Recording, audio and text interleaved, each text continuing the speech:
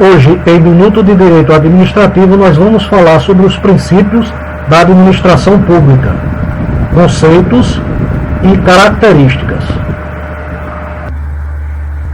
O primeiro princípio da administração pública de que vamos tratar é o princípio da supremacia do interesse público sobre o interesse privado.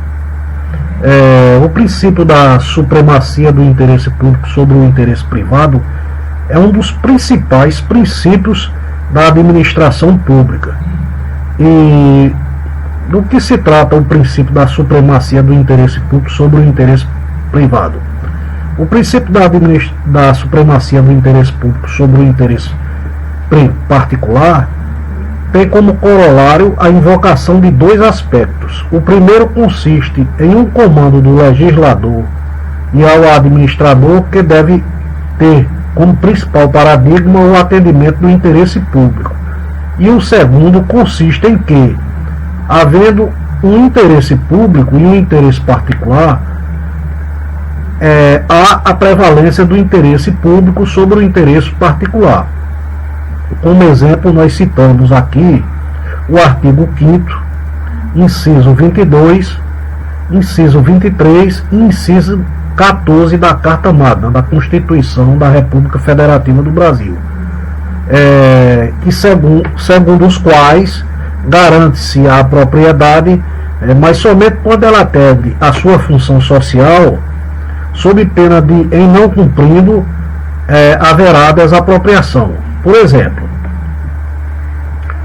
se vai passar uma estrada, uma rodovia em tal localidade e existe uma propriedade onde essa rodovia, essa estrada vai passar, o particular ele pode até se opor e dizer que não vai ser desapropriado. Mas o que vai importar não é a vontade do particular, mas a vontade do interesse público. Por exemplo, nesse caso, a desapropriação ela é feita porque o interesse público tem supremacia sobre o interesse particular. Porque, digamos assim, se a estrada, uma rodovia vai seguindo uma rota, por conta daquela propriedade particular, não se vai fazer uma curva, um S, se desviar só porque o particular está se opondo e invocando o direito de propriedade. Apesar do direito de propriedade ser um direito constitucional, nesse caso aí o interesse público prevalece e a desapropriação então é realizada no interesse público. Fica mitigado o direito de propriedade e aquela propriedade é desapropriada pelo princípio da supremacia do interesse público sobre o interesse particular.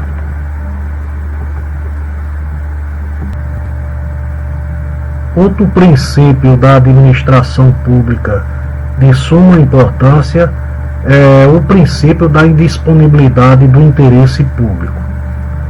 Em que consiste o princípio da indisponibilidade do interesse público?